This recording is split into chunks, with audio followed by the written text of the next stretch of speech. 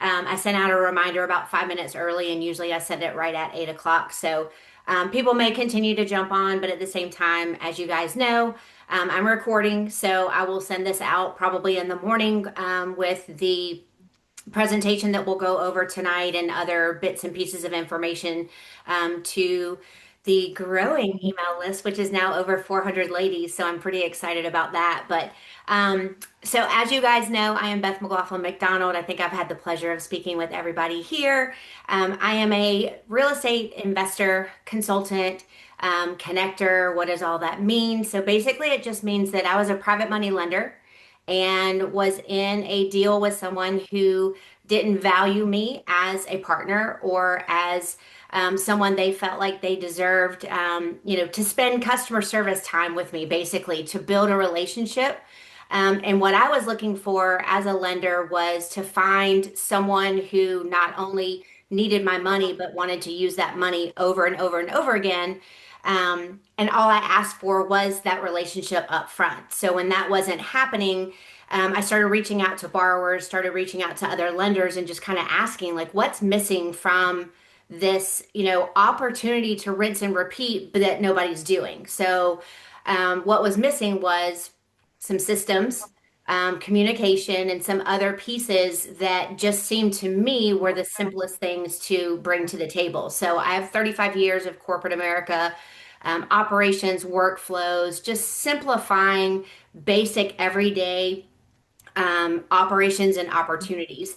And what I started doing was reaching out to those who were clearly more successful than me, more experienced than me, and just saying, hey, what's missing from your business? How can I help you scale? And that was both on the borrower side and the lender side.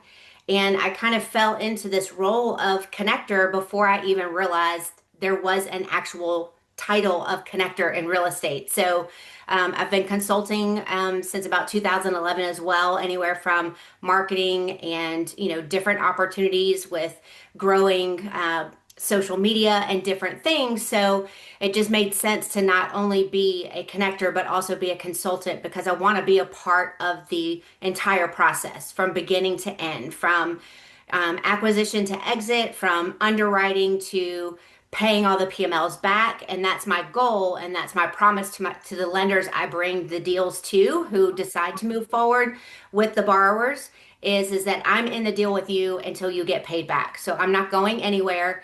And a lot of times what you'll hear is that connectors literally make an introduction and then they disappear.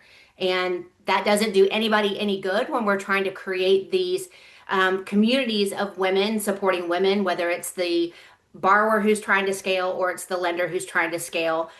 Creating these little communities of rinsing and repeating and doing multiple deals together is kind of it's the main thing. It's what I'm trying to build.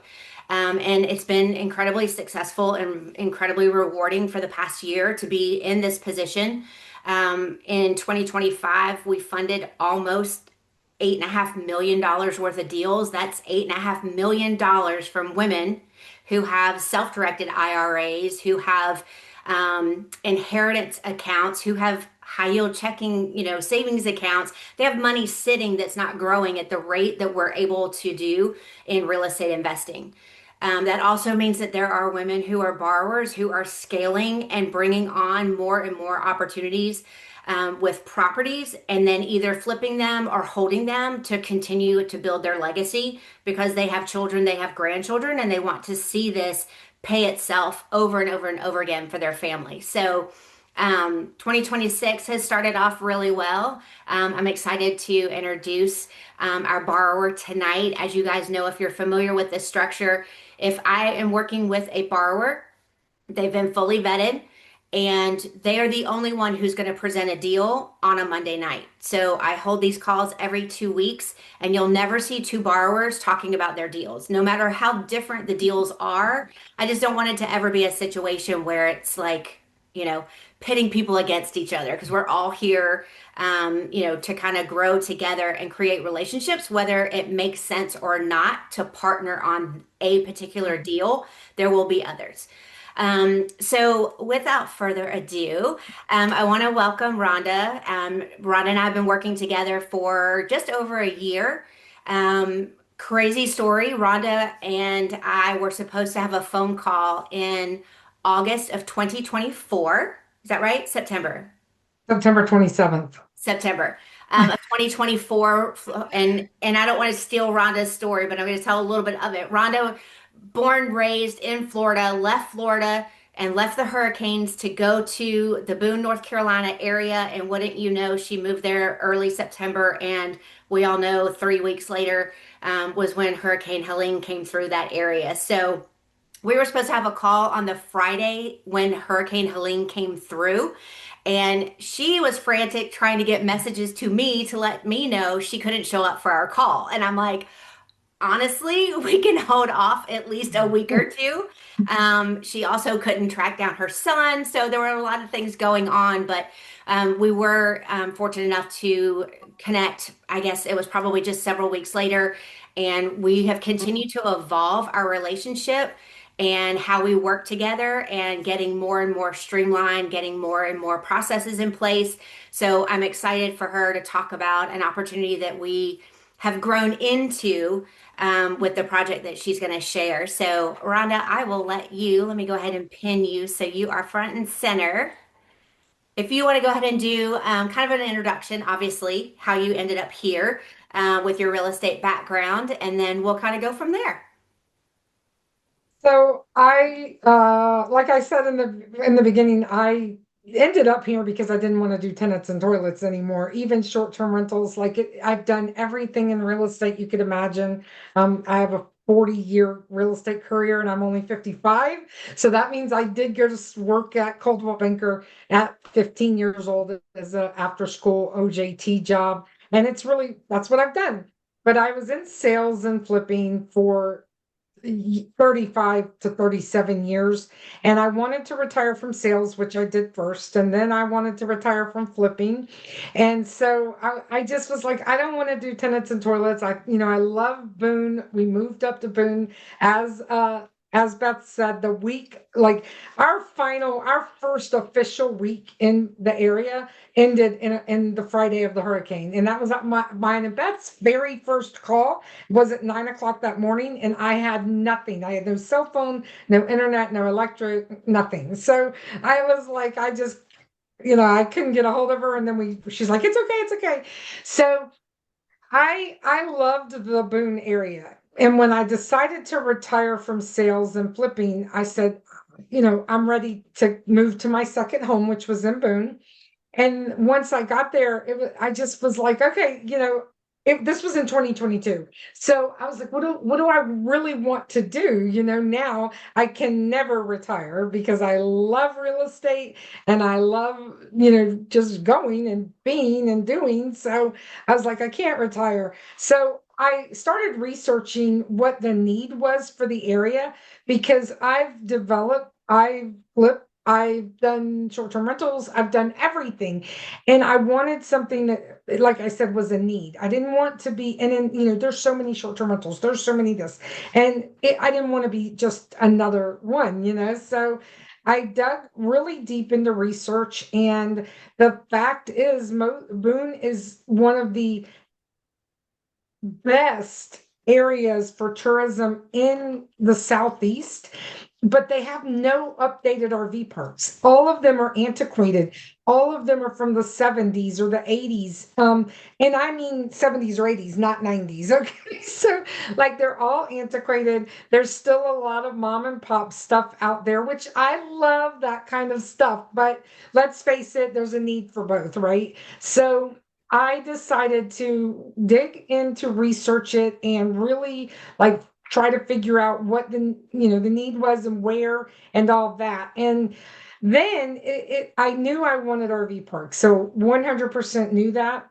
So the first thing we did was buy some land that we could put RVs on, but it wasn't really conducive to an RV park because it was septic. So you can do a few RVs on septic, but not like a full blown RV park. So, not kidding. I have to tell the story because it's just unbelievable. My friend wanted to go to a yard sale, a garage sale, and I did not want to go. It was raining and but she didn't have anyone else to go with her, and I felt bad. So I was like, okay, and when we pulled in, I realized it was the same big building, 21,000 square feet building, but this time the yard sale was on the back. But we'd been to a month before, and I was like, I don't want to do this again. It wasn't fun the first time. It's raining. Like, I don't want to do this. So long story short, we did it anyway because I'm a trooper and I went in with my friend. Well, and the guy started telling me that his house is for sale. That's on the backside of the property, and this 21,000 square foot building's for sale, and the 5 acres is for sale. And none of that really grabbed me. Like again, I am an experienced real estate investor. I'm a zoning and planning expert. So, like, none of that grabbed me. But then he said, and you can get as many taps as you want on this property. Well, a tap means a sewer connection, or it could mean a water connection, but he was specifically talking about sewer connection. Well, when you find out on anywhere in the US, if someone says that to you, that property is worth way more than what they're selling it for most of the time. Not 100% of the time, but most of the time. So it did excite me that he said that, but I didn't get giddy or anything because I was just like digesting it. So I went home and I was like, wow, like, did he really just say that? Because it doesn't exist in Florida. Okay. In Florida, you're not going to find a property that someone goes, oh, you can put as many RVs as you want without like a long zoning and planning process and spending hundreds of thousands of dollars and months, if not years, to get there. Well, this one was already done. The taps were there. And I was like, there's no way I just walked into this yard sale and here's this guy, and I joke and say selling taps because I didn't hear anything else about this property except I could get as many taps as I want. So I let it go. And he's like, I know you have investors from Florida. And he kept texting me and calling me and telling me, bring your investors from Florida. And so finally I was like, I was just like, I could not believe it happened so fast. You know what I mean? Like, I could not believe that it was so easy because in all of my real estate history, nothing was ever that easy. So I'm thinking this is too good to be true. So I just started researching it without contacting him. And finally, when I realized that I really could put as many RVs as I wanted on this lot, RV connections, I called him and I said, hey, I've got some investor friends maybe interested. And I went out and I went into the building. Well, what the building looks like on the outside was not what it looks like on the inside. Like, this is one of the most well-built buildings ever. So it was already income producing. It just all flowed perfectly into the plan, which is the 30 sites total. We will have 20, we'll put 20 in right away, and then the other 10 need a little, sorry, I'm trying to turn my ringer off. And then the other 10 will need a little more work. So that's where we are, but it's already income producing. And it's already gone like really well. Like, our soft opening day is May 1st, and we will have sites for rent within 30 days. So it's going like we're going to rent them anyway and then still keep our soft opening because the amenities won't be there. But we'll have a whole 21,000 square foot basically fun coffee shop and just different things that amenities to bring people in. So it was pretty exciting, and that's what we did. We bought the property. Got it really, like I said, we're almost ready for 12 sites to open up. We have our website, we have all the things. So that's where we are. We're raising capital to restructure our original loan to purchase it, and the capital to do the infrastructure and some of the build out and that. So it's gone really smooth. I can't tell you how much it helps that it was already zoned and already had like the water, like they put a lift station contiguous with this property 15 years ago because someone promised to put like something there that would use a lot of taps and they never brought it. So by the time I show up, like the city and the county, even though it's in the county, water and sewer is a city thing, they bring it out. They're like, yes, you could do whatever you want here. So it was really just every single thing that could like flow and go into place. The subcontractors are on point. Like everything. I mean, other than the snow, we've had a little bit of snow the past couple of weeks, so that kind of slowed us down. But other than the snow, which we can't help, it's gone really well. It's super exciting. The community wants it. We already get daily requests for reservations. I post on the community page, and Beth will tell you, like, they're like, we're so excited that you're here. We can't wait for it to open. And that's really important because a lot of RV parks, when you go into new communities, they're like, we don't need another RV park, or we don't need, people building this out or building that out. But they really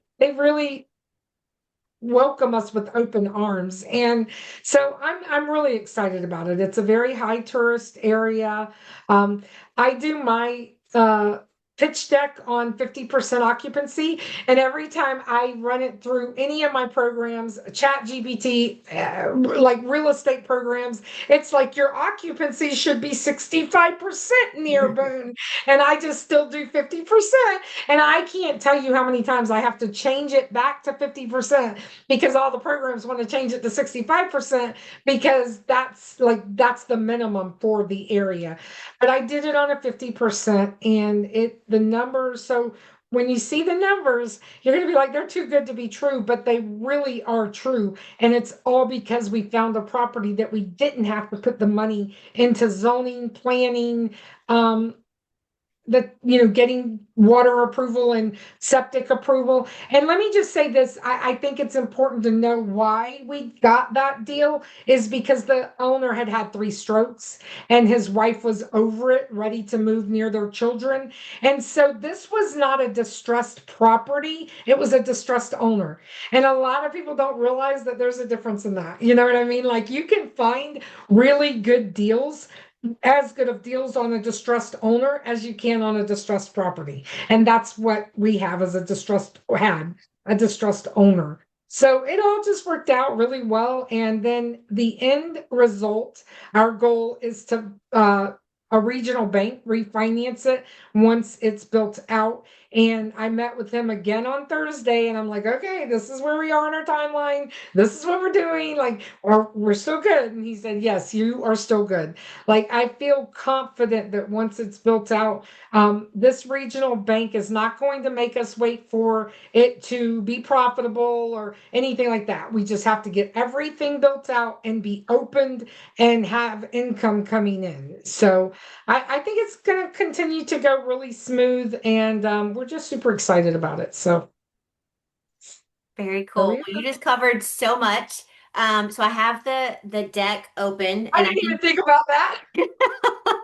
so what we'll do, we'll just kind of go screen by screen, and if there's something there maybe that you didn't already touch on, we could Yes. we could touch on that. Sorry. No, Yeah. that's okay. You get excited, and that's the point, right? We should all be doing something that we get to call work that we're this excited about. So, before we do that, does anybody have any like immediate questions for me or for Rhonda? Awesome. All right, let me share screen really quick. And Rhonda, you just tell me to skip it or, whatever you want to do as far as the information Yeah, I'll goes. just do a brief, yeah, I'll just run Well, through it briefly and leave out the things I already discussed, obviously. Well, and one of So, the things too, you talked about the owner and his situation, but I don't think you touched on the fact that he is the builder. He is the contractor who built the single family home that's on the property, the commercial building. He built all of that and was a very well known contractor in that area until obviously he had some health issues, and again his wife. Um, I slightly mentioned that it was time for them to pack up and go be closer to family. So this is all very well built. Like everything on the property is just in mint condition. So he had future plans for that property as well, which makes sense that we were, able to see and be able to acquire, what we were able to acquire. So you guys can see my screen okay? So we're just on the I can cover see. page, right? Anything Mhm, here? mhm. Um, No, it's just just we are raising our total raise is 2 million secured debt. Again, we have appraisals, we have all the things, and 12 we're offering 12% interest, 3 points, 12-month term secured by the deed of trust. And then Beth can talk more about how all that works, how because she's the capital raiser and an investor in this project. So, she'll talk more about that. But this is just reiterating. So we purchased it for 1.2, but eh, really 1 point, he put money into it for us. So like it was about $115,000 that he put into it. So really, it was almost like we purchased it for 1 million, and then he put the 120,000 in. But so we got a really good thing there. And then the 800,000 is capital improvements, but some of that, a lot of capital improvements have already been done. And we paid for some of that, with obviously with our own money. And then our goal is to stabilize it and refinance it and hold it. Perfect. This is So my this favorite. is I love this picture. It turned out so good. I know it's so exciting. So this is the property, and this is our map that's on, it's on our website. So they can just on our web. We have a great website. The it's not live yet. It will be like any second go live to be able to do the reservations, but they'll just be able to click on what site they want and book that site. And then, so I'll explain a little bit about what's going on here. So we have 20 full hookup RV sites. And what we did, it did cost a little more, but what we did is we put a 10, a 10 amp, 20, no, a 20, 30, and 50 amp. So any size travel trailer, in addition, they can charge any of their toys or anything else they need, like with a 20 amp that they need to charge. So we did that. It's 21,000 square feet, and the entire most of the building's going to be just fun stuff to do. And we'll go into we'll talk about the map in a minute. But like I said, it's direct municipal sewer access, unlimited sewer tap capacity, proper zoning in place. Property is already owned, so we already own it, and property is income producing already. So that's always really good. If we already own it, so we don't have that, and then it's already producing some income. So that's always good because a lot of these don't produce income for a while before they before they are profitable. We're not profitable by any means, but once those 12 sites are open, along with our commercial rents, we'll be in a really, really good position. So it's owned by this company, managed by this company. So we're not going to manage it, but okay, I own the company that's going to manage it, but it will have its own full-time manager. So it's not me managing it. It will have a full-time manager. And then if you look at the map here, there's a gun superstore and indoor gun range there, and that is extremely popular in East Tennessee Boone area. Like I cannot tell you how one just closed down that had been in business for about 15 years because the guy was like 80 years old, and he sold his business and his building for like $5 million, and the appraisal on the building was 2.5. So that means he sold his gun range business and store for $2.5 million. We are not running that per se. We're leasing it to a company that will run it. So we get paid no matter what. We will have a 5-year lease, if not longer. So we'll get paid on that lease no matter what. So we have a lodge in the back. The lodge will be a venue as well as a private clubhouse for obviously the RV park members, but also for the community. Because in this area, private clubhouses and things like that and private venues, they're just not as many as you would think. So it's definitely a need. So we'll have that. We'll have a gym, laundry, a coffee shop, super cute coffee shop and mercantile store, which I already own a mercantile store and coffee shop.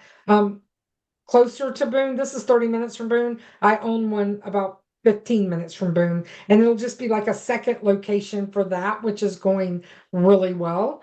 Of course, we'll have a dog park and then outdoor seating here for the coffee shop. And the coffee shop will also be a bakery, so we'll stay open and serve breakfast and then, not like like bagels and things like that. What you would pretty much get from like Dunkin' Donuts or something like that. And then we'll close about 3 there. And then we have some private offices that we left as private offices because it's really good income. And, at the moment we are like, well, what else do we do with it? So it worked out to be private offices. Then there's a private house in the back that right now we have it rented on a long-term. Well, a 1 year, it's kind of like a midterm rental. She's a midterm rental, but it will be 3 units. And then we have future units right here at the bottom. Yes, thank you. I forget, I'm not using my mouse. So You're just it's, pointing. It's yeah, good. yeah. So it's all really, I mean, it's really well laid out. It's the RV spots are, um, closer together, but they are the right size for what people expect. And we anticipate that they're going to come for the events. We'll have events every single weekend except January and February. All kinds of events. Like it's a very popular place for, Sunflower Festival. Right across the street from us is the airport. So they have a couple of events a year, plus we'll have events. We had not a Halloween party, New Year's Eve party out there, and nothing's even open yet. And we probably had, I don't know, 75 people show up. So it's it's going really well, and I think it'll just continue to grow. So let's see. Yes. So this is one of my favorite slides because all this stuff is so much fun. So Boone, Blue Ridge Parkway, Appalachian State University, local shops and dining. That's 30, I say 35 minutes. It probably takes 30 or less, but I go with the longer for longer time for the RV park. Doe Mountain Recreation Area is 10 minutes from us. It's mountain biking, hiking, and they also rent ST UTVs, or is it UTVs? Side by sides for, 4-seaters and things like that. You can ride up through the mountains and over the ridge. And I mean, the most beautiful views you've ever seen. Like it's just another draw for the area.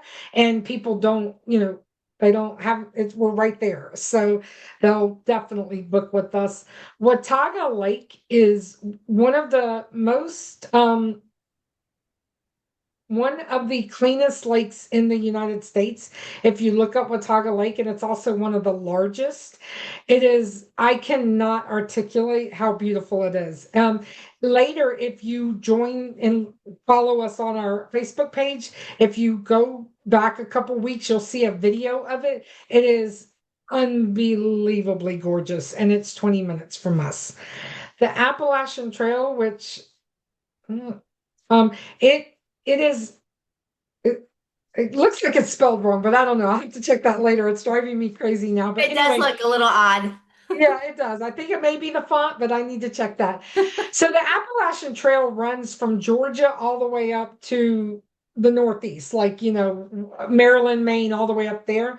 And one of the most popular trailheads on the Appalachian Trail is Damascus, Virginia.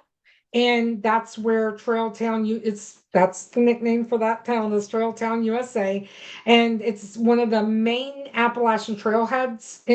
For the whole, I think it's like 3,000-mile trail. So that's only 30 minutes away. I mean, there's so many more things. I just wanted to do a one shot, but if you look at the website, I mean, the Facebook page, you will see like all just so many things to bring people to the area for tourism.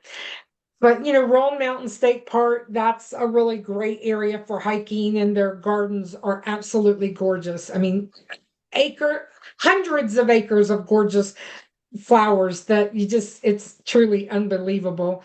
But these are all about like wildlife, hiking, mountain views. And then I put Johnson City, Tennessee on here because that's where one of the airports that I fly out of the most is. And it was named number one place to move in 2025. And that was by Travel and Leisure magazine and Southern Living. And it's the home of East Tennessee State University. And it is an hour away, but that's the good news is this is like a staycation. And that's what people do all the time with RVs. They'll just go like an hour, 2 hours away. Let's just have a staycation.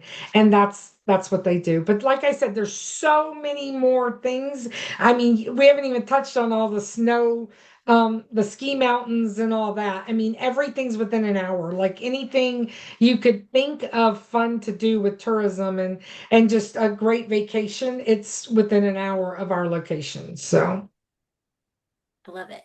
oh, Bristol, Tennessee, and Bristol, Virginia, which is the home. Like I guess it's where they've got this big guitarist, like where country music actually started, and then Bristol Motor Speedway, all right under an hour from us. So it's a lot of things that pull to the area, tourism things. So these are our financial projections. And like I mentioned, we did everything on 50% occupancy.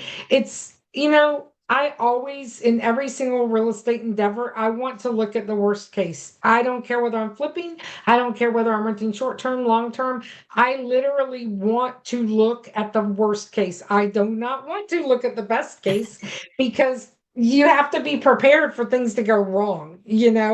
And so when Beth and I started this project, she started raising capital and she got interested in all that. I was like, no matter what, I'm sticking to 50% occupancy because I want this to be successful regardless of what's going on in the world or the area or whatever. And I'm so sorry. I don't know why. I thought I turned it off, but apparently not.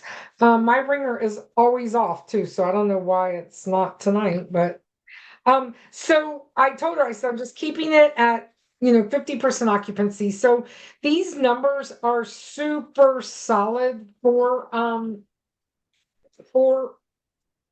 50%. As mentioned, when I was doing my reports, everybody, like every single AI real estate calculator wants to go to 65%. But this is annual revenue, annual expenses, and net operating income. So our RV spaces, and this is based on 25 spaces because that's what we said. I'm pretty sure.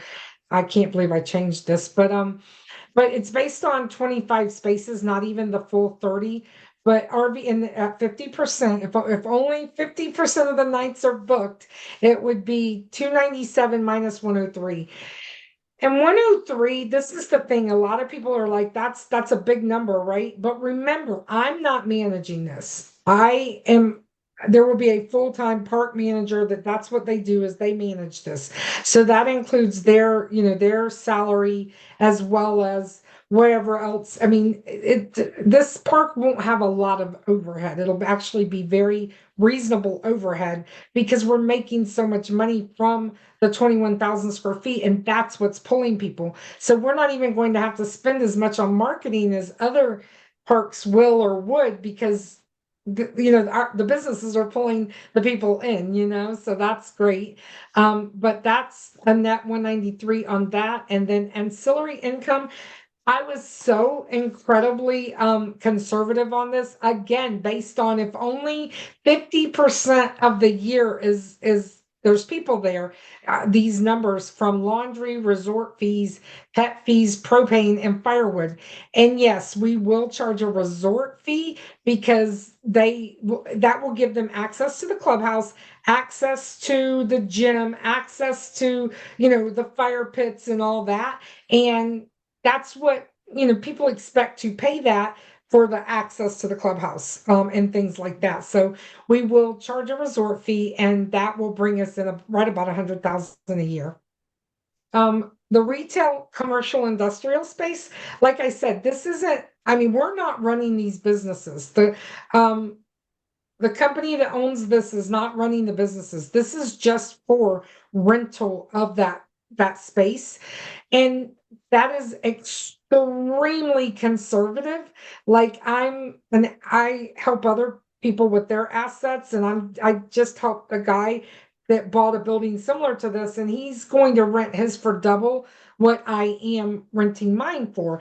But the thing is, I my rents will go up, but I wanted to be very conservative in the beginning. I didn't want to charge more rent and that the business does not be able to afford it. Like I really did this entire projected pro forma based on, making sure the businesses could pay the rent and be successful too, because they're like the coffee shop and that it's just starting. But like I did charge full like what the market value is for the office spaces and things like that. So it's a mixture.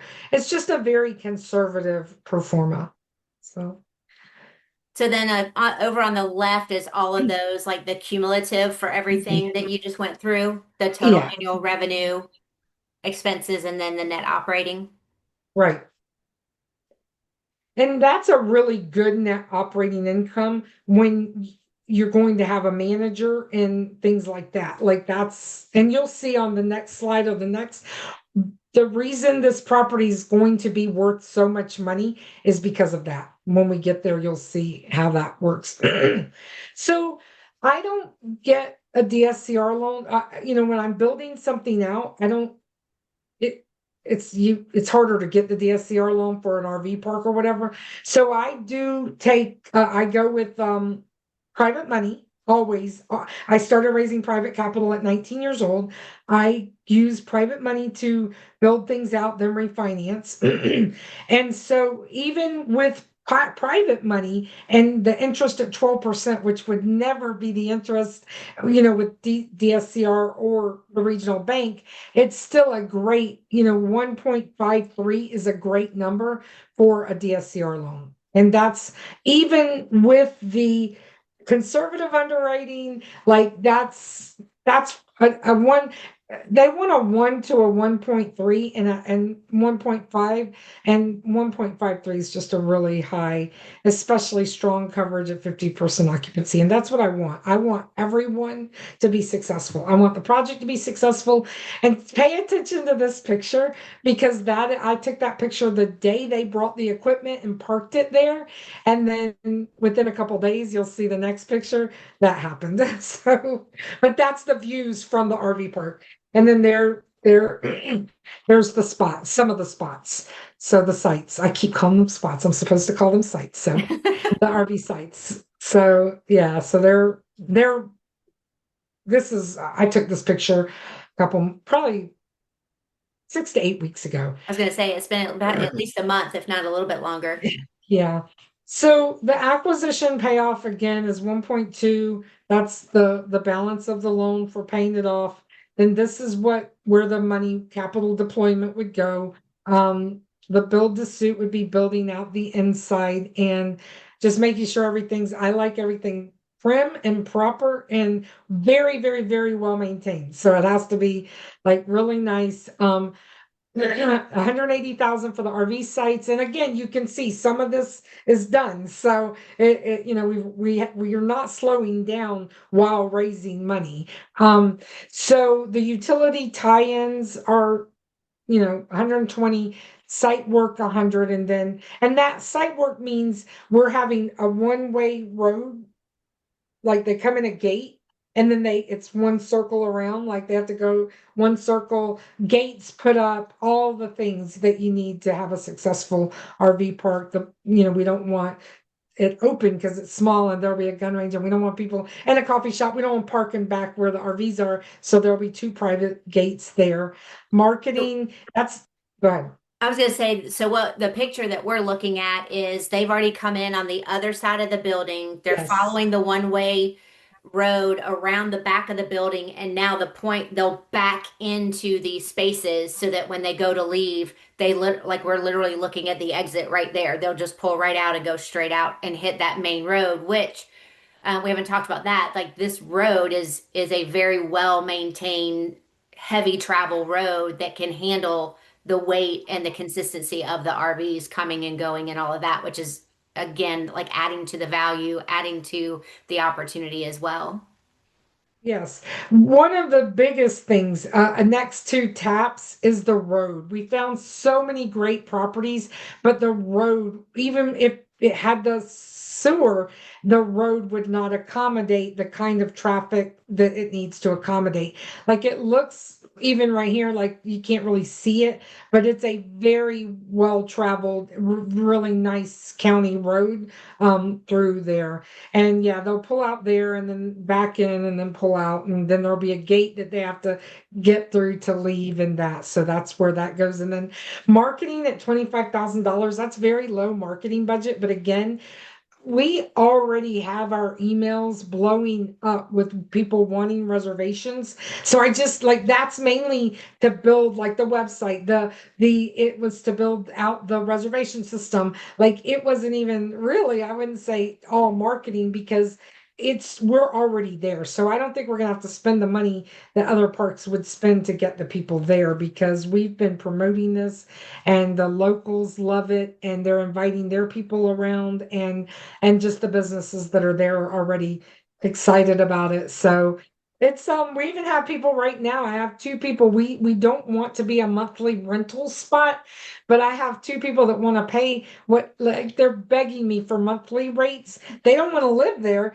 They want to be able to just leave their RV there during like 6 months out of the year and then come from another place wherever they live and and I told them, I said, it's not going to be as, inexpensive as you can find other places. And they're like, well, we don't care. We want to be there. So I just know that it all just fell into place and it's going to be a really nice setup.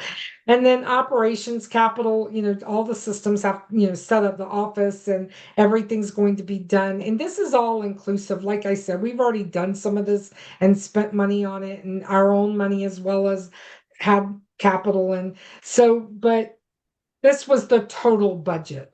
So I think the next one is probably where it shows what, oh, yes.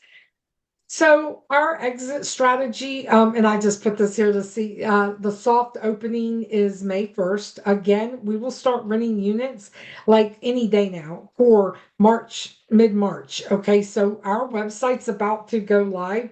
And the only reason it's not is because we don't have our ancillary fees on it, like your pet fees and all that listed yet.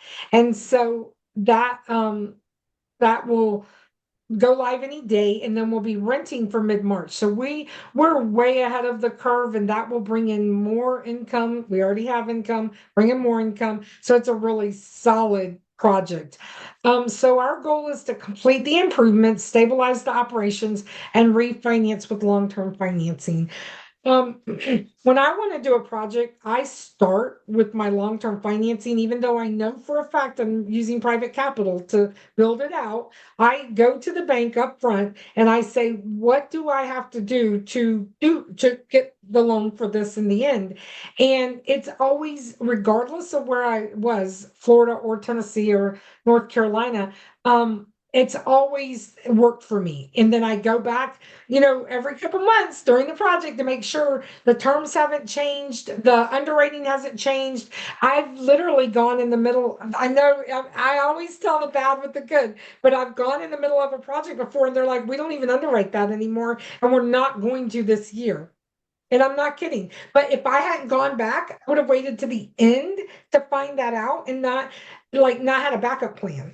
But when I did that, that was a Florida project, and it was right during COVID where everyone was scared. So they tightened their underwriting reins, and I was able to find another lender to do it. So it was they actually, that regional bank helped me talk to my credit union to get them to do the deal. It just wasn't in their underwriting guidelines at the moment.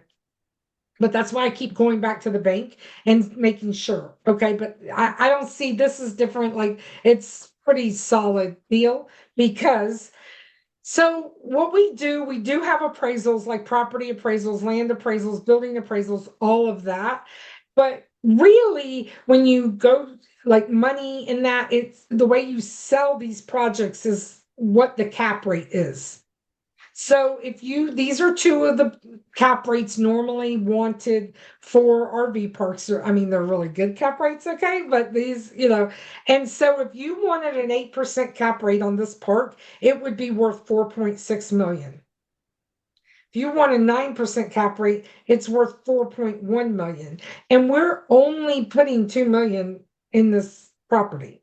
So that is these are really solid numbers. And again, this is at 50% occupancy.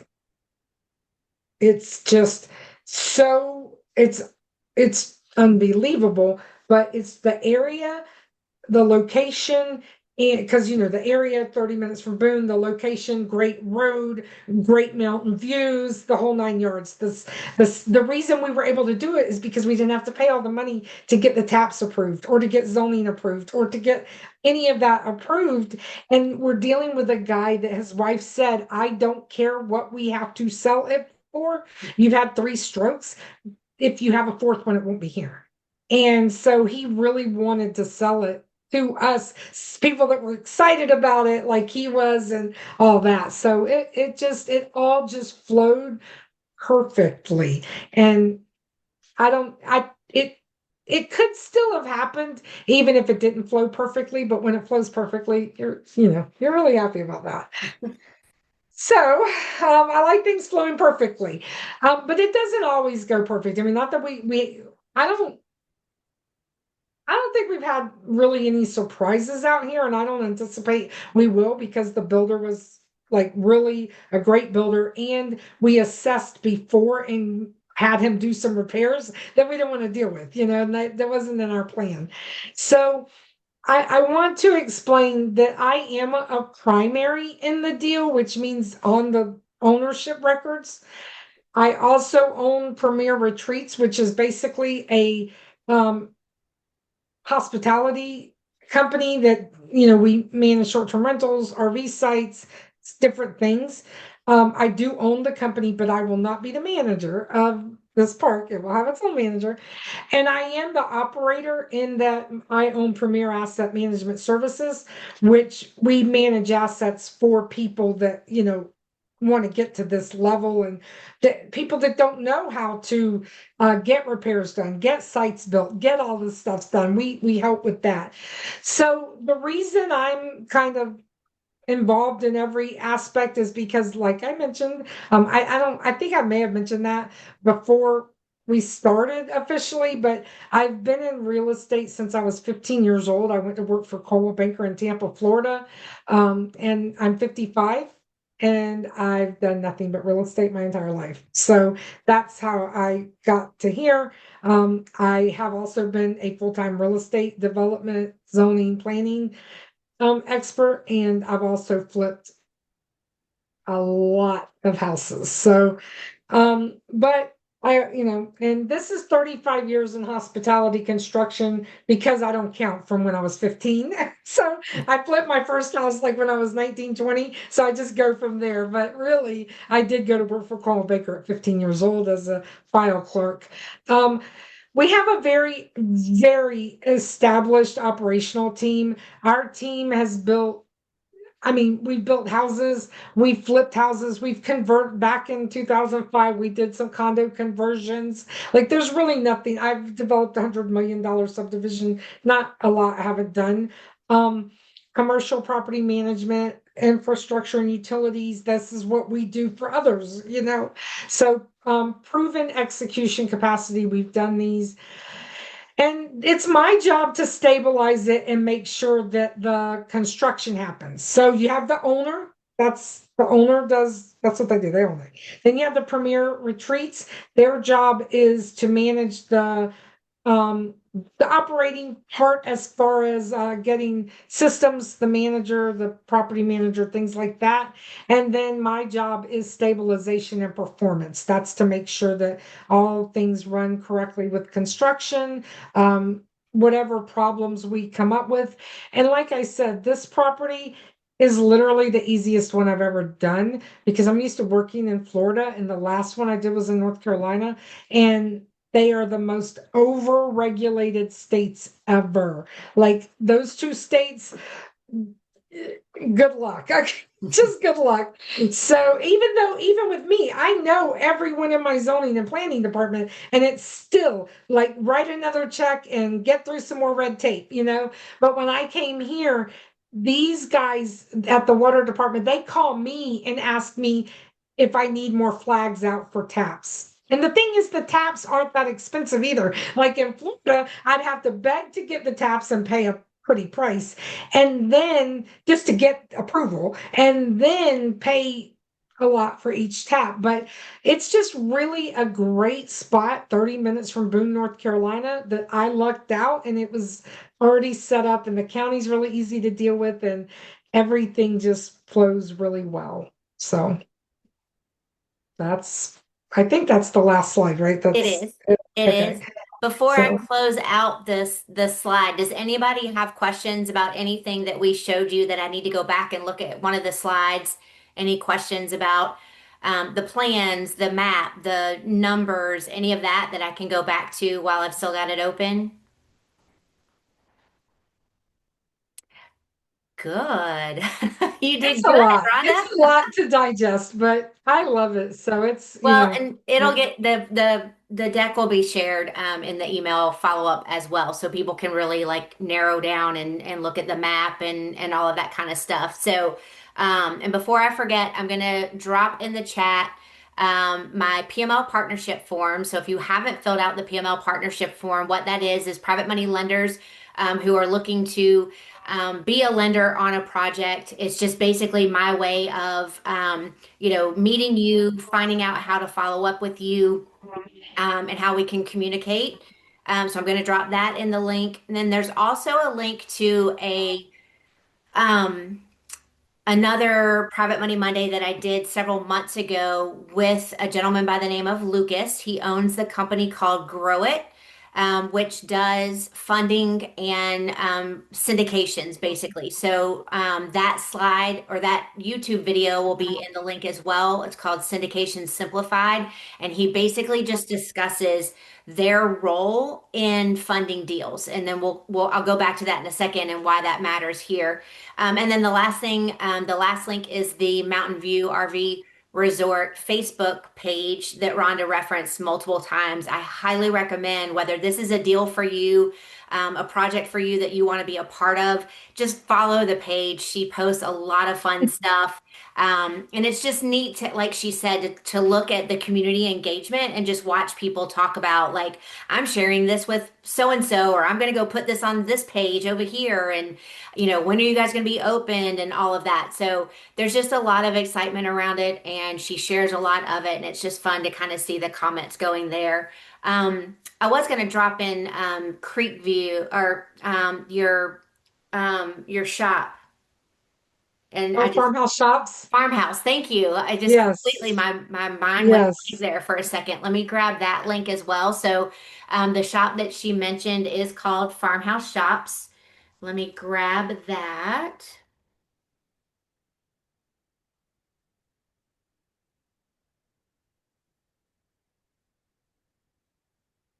It's a really fun mercantile, vintage, all kinds of, we do a lot for um decoration for holidays. It's just a really fun store to check out. So Well, what I thought was neat was last week or the weekend before, I think it was, you guys were going to do a Valentine like shopping event, and you got so much snow you had to close. And so you like like immediately pivoted and did an online opportunity shopping thing instead of, people who couldn't go out and shop. I thought that was incredibly like not only like a great idea, but so business savvy to be able to do that pivot, and make the best of a situation that you obviously could not control at all whatsoever. We have the best vendors ever at the store, and they spent like so much time making these Valentines like goodies. And you'll have to see like all the heart soaps, conversation, heart soaps. I just felt so bad. So when my store manager was like, I cannot make it in to ice the snow, blah, blah, blah. I'm like, what am Right. I going to do for these vendors, you know? And so we pivoted and we did that. And it really worked well. She sold everything that was like specifically Valentine's Day, and now she's got some stuff that can go for Mother's Day, rose bouquet, soap things, and things Right. like that. Or But even it's Easter all too. about, yeah, You could do taking some care of cute pivots people. for Yeah, Easter. Um, yes. okay, so those links are in there to the two Facebook pages. Again, the link to the YouTube where Lucas spoke about Grow It, which is his business, and then the PML partnership forum. So I'm going to add me to you so that we're both here. Okay. So anybody have any questions really quick again before I go on just a little bit longer? It's about 2 minutes till 9. Nella, you came off of mute, so go Yeah, I don't know. ahead. I guess because I'm so new to it, I have a could have, I had a ton of questions probably similar to the other one that we were looking at. Right? So I don't know if we could talk about that later because it could probably take forever to just learn and know, what we'd be getting into if we wanted to private money lend with this opportunity. But it looks wonderful. So I'm definitely interested. And Well, close I to you think if too, which you is want even to better. ask, yeah, What's if you that? want to ask close, you can come up and actually see it. So if you Yeah, I want to am ask, close. yeah, I know Shannon. I tell Shannon all the time, I'm like, you need to come up and see it. I know we Um, should do a trip up there. That would be fun. for sure.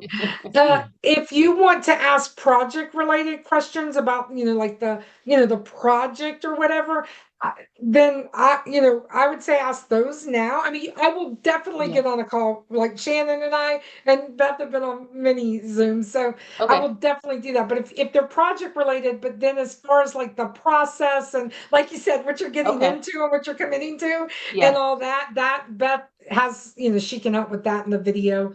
And the Okay. thing about me is when Beth started out this conversation, and sorry, Beth, I just want to say this real quick. Oh, you're I want fine. to kind of like give Beth a little accolade here because when Beth and I met, like she said, October, it was October of 2024. And I had raised private capital since I was 19, 20 years old. And the thing is, you've got to decide in real estate investment what makes you happy. What makes you happy. And for me, it's being on site. It's that project. It's the adrenaline of taking this land and turning it into something amazing that people love. Now, I'm good. It's not that I'm not good at raising private capital. It's that I can't do everything, So about a year ago, I started really working with Beth. I've got a couple of people that offer private capital, but I'm really kind of loyal to Beth and her group because like I said, I mean I could. It's not that I can't. It's Beth does it so well. Right. She does it really well. She really cares. And that's my favorite thing because most connectors do. They just connect you and then they're gone. And that is kind of the way connector life is. Okay. But the way, like Beth just, she invests her own money in the deals. She's not every single one, obviously, but she does I trust wish. in the deals. I wish. And yeah, and she just cares a lot. So as far as the deal structure, and sometimes Bethel, and not recently, but in the beginning, she would even ask, like, "Hey, what about this? What about this? To just get feedback from everyone. She's always learning, and that's why I trust her to raise my capital because I trust her processes and that she has plans and most of all that she cares. And I think that's the most important thing for me about this is she cares so much. And I think sometimes in these, raising capital real estate investment meetings and groups, Some people, I'm not saying all of them, but some people they've lost that. They've lost the fact that we're still dealing with real people. Both borrowers and lenders were Right, dealing with real people with real life going on. So right. anyway, so if it's project related and I can get back on a Zoom with you, I'm super happy to do so. If it's fun and I'll get on any Zoom. Beth knows Yeah. whatever I can help with. And then if you would like to drive, because you're like literally what, 2 hours, 2.5 hours. Yep. So if you would like to drive up and see it for yourself or whatever, you're welcome to do so. I have people up, all women, especially women up all the time, but spouses, the whole thing. And if you want to come up, I would be happy to show you around. You have a personal tour guide. Right. So Thank you. anyway, yeah. So I just love the area and I love what I'm doing. So it makes it easy. So sorry, Beth. I didn't mean to. I just No, want you're to good. You're good. say I was that. just going to talk a little mm. bit more about, and thank you for all of that, by the way. Um, the just kind of like the structure, just a little bit as far as like why are we doing a fund? Why are we using Grow It? And Rhonda, spoke about, and it's in the slide. Like we raised $1.1 million, and that was to purchase the property and start some of the projects that needed to happen to keep the project moving forward to get to where we want to go. And along that path, some amazing opportunities have come along, the gun range being one of those. So we realized that if we could create this fund for Mountain View RV Resort, that we would be able to slowly raise capital and deploy it and raise capital and deploy it rather than having the stress of we need another $800,000 and we need to close by this date and all of those people are now in second position. Even though the numbers are amazing, it wouldn't matter, but it just makes it easier because we've created an LLC. The goal is $2 million. We're already 1.2 and a little over that, or right around 1.2, because we've been slowly raising capital since we created this fund, and we'll just be able to continue to do that. And that way, Rhonda also is not paying interest on money she doesn't need yet. So, from a business perspective, it just makes so much sense that if she knows she can't get to something until June or July when the weather is warm 24/7 or almost 24/7. If she knows she doesn't need that money until then, why does she want to raise it now and pay interest on it when it's just going to sit in an account? We might as well just keep, slowly raising the capital and then deploying it as we continue to get the spaces done and next steps and next steps and next steps, and that's part of the process. It's part of the conversations and it's part of the communication. Like we've raised this amount of money, now let's talk about what's next and what the next raise looks like. So we could potentially have somebody come in now with $100,000, and then in a month another deal there, another 100,000 is in. That money gets returned from that deal and they see the slow and steady opportunity here and they just decide to put another 100,000 in. So we have the ability to raise capital in the way that we need it and need to utilize it. And again, it's not costing Rhonda more money just to hold it. But So we do deploy your capital when we get it. So it's not like we're holding your money and it's not deployed and you're not making interest. Just so you know, like we do deploy your money. So whoever's money gets when they put the money in, it gets deployed and then we're immediately paying interest on that. The point is, see, whenever you're raising $2 million and you only need 1.2 million or 1.5 million, it's just better to go slow and have opportunity for other people to put more money in that's already in. And if you just start out up front with this person, this amount of money, then it's hard to pivot and change and keep everyone's money protected and in first position. And the other thing about a fund is, it's all SEC approved. So that gives that extra little bit of, we've had to raise the bar there. Like we've got our paperwork in order. We've right. done our due diligence and all of this. So that's how that kind of works. But Right. I know And there's so much more to it. Grow It helps with the documents for us, and then they also are working with self-directed IRA companies. So they've, met with all of them. They've had conversations with all of them. They work very closely with the SEC. So, they have they're at risk. If their documents aren't buttoned up like they should be, then they're at risk of an entire company being shut down. So their documents are very solid.